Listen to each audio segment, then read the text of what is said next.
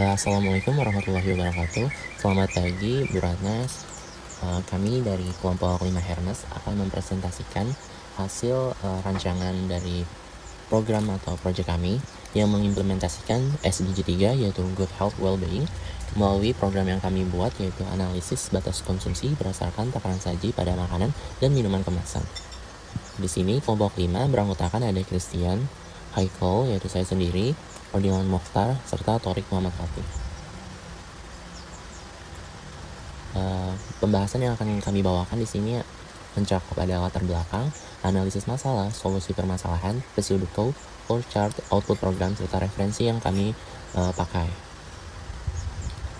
Untuk pembagian peran, di sini ada Christian yang bertanggung jawab pada bagian procedure code, coding, flow chart, serta materi PPT. Lalu ada saya sendiri, Haikal, yang bertanggung jawab pada bagian coding, flowchart pada bagian alur program, materi PPT, serta notulensi. Lalu di sini ada Rodinal Mukhtar yang bertanggung jawab pada bagian coding, flowchart alur program, materi PPT, serta notulensi. Dan terakhir ada Torik Muhammad Fatih yang bertanggung jawab pada bagian coding, testing program, serta flowchart pembuatan alur program dan materi PPT. Selanjutnya, latar belakang yang akan dijelaskan oleh Mukhtar.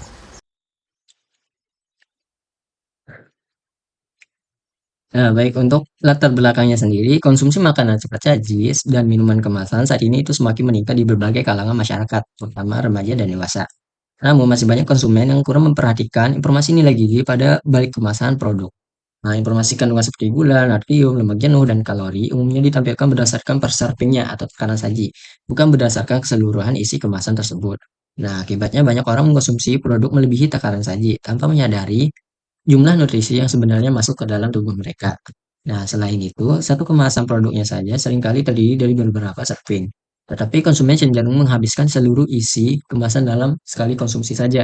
Nah, hal tersebut bisa menyebabkan asupan gula natrium, lemak total, dan lemak jenuh dan energi menjadi berlebihan. Nah, dapat meningkatkan risiko berbagai penyakit tidak menular seperti obesitas, diabetes, hipertensi, dan penyakit jantung.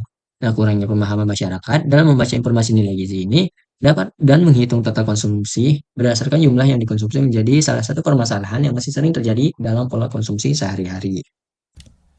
Oke, sekarang kita lanjut membahas analisis masalah. Jadi permasalahan utama yang kita bahas di sini adalah masyarakat yang sering mengalami kesulitan untuk memahami arti takaran saji dan jumlah sajian per kemasan pada label informasi nilai gizi di kemasan makanan. Jadi banyak masyarakat atau konsumen mengira bahwa informasi pada label tersebut itu langsung berlaku untuk seluruh isi kemasan, padahal belum tentu. Yang biasanya hanya berlaku untuk satu serving yang diukur pada takaran saji di labelnya. Akibatnya banyak pengguna yang bingung menentukan jumlah konsumsi sebenarnya dari produk kemasan, dan walaupun udah banyak konten edukatif yang membahas hal ini. Jadi ini akan berpengaruh ke bagaimana masyarakat menghitung gizi yang mereka konsumsi dan memahami apakah intake atau konsumsi yang mereka lakukan sehari-hari itu sudah sehat atau belum.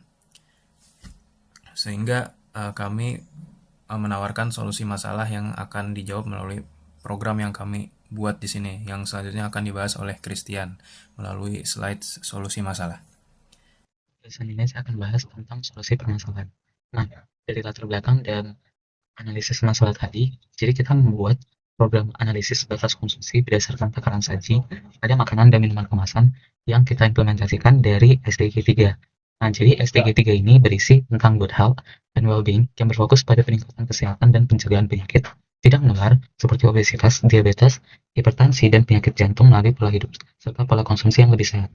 Nah, jadi tujuan dari kita membuat program ini adalah untuk membantu pengguna agar mengetahui jumlah konsumsi sebenarnya berdasarkan takaran saji dan jumlah yang dikonsumsi.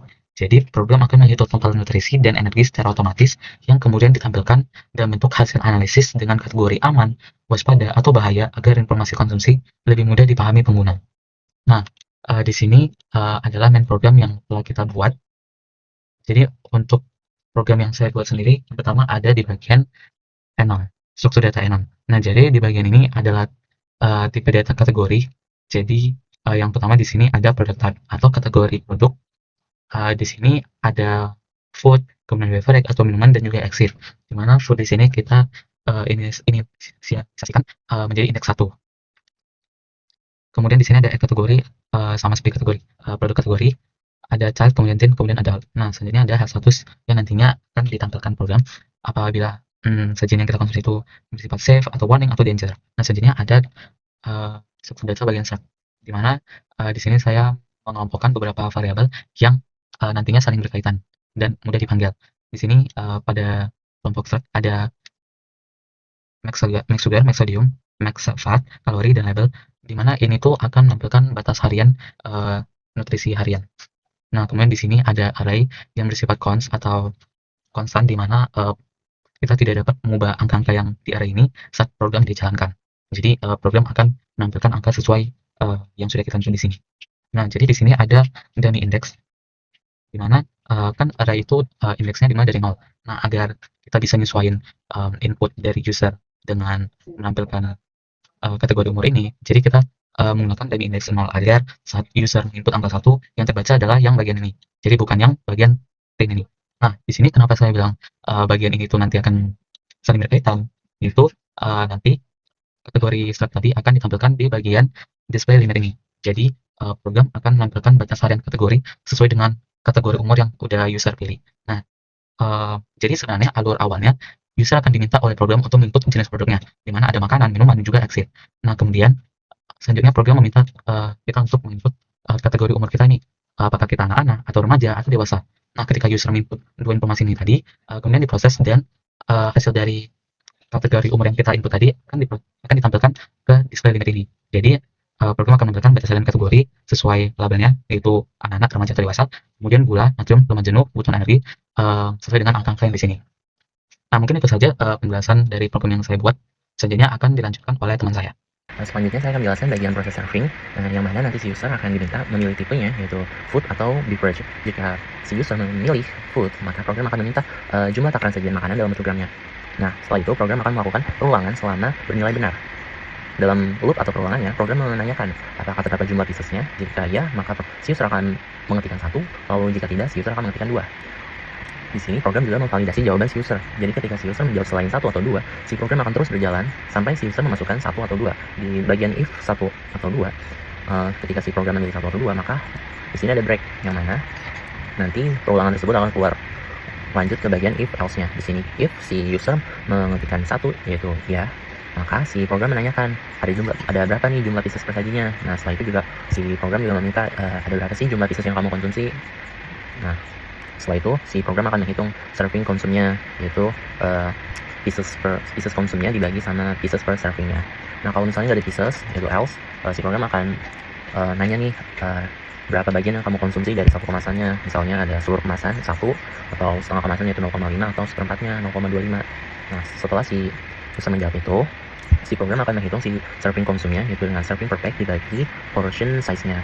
Nah, ketika si user selesai mengisikan tersebut, antara ada piece atau nggak ada piece-nya, si program akan menghitung total makanannya, yaitu serving konsum dibagi serving size-nya, akan menghasilkan output berupa total makanan dalam bentuk gram yang dia konsumsi.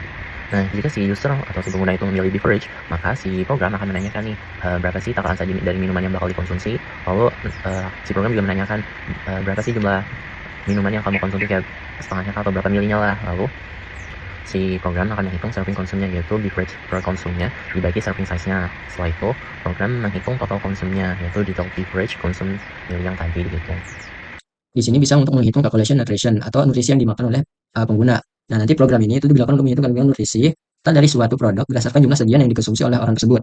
Nah, nanti user atau pengguna akan diminta untuk memasukkan lemak total, lemak jenuh, protein, karbohidrat, gula, serta natrium yang ada di balik kemasan. Nah, lalu akan dikalkulasikan, yang dimana ini digunakan untuk mengambil jumlah sajian yang dikonsumsi pengguna, lalu nanti akan disimpan ke dalam sebuah serving konsumen, yang dimana kita singkat menjadi SD. Nah, setelah itu, di sini program ini akan menghitung total nutrisi dengan cara mengalihkan nutrisi persajian dengan jumlah sajian yang dimakan oleh orang tersebut. Nah, lalu setelah itu, di bagian ini, total kalori, ini akan digunakan untuk menghitung total kalori makanan yang dimakan oleh orang tersebut. Nah, perhitungan ini memakai standar gizi, yaitu karbohidratnya itu menghasilkan 4 kalori per gramnya, lalu protein menghasilkan 4 kalori per gramnya, serta lemaknya itu menghasilkan 9 kalori per gramnya.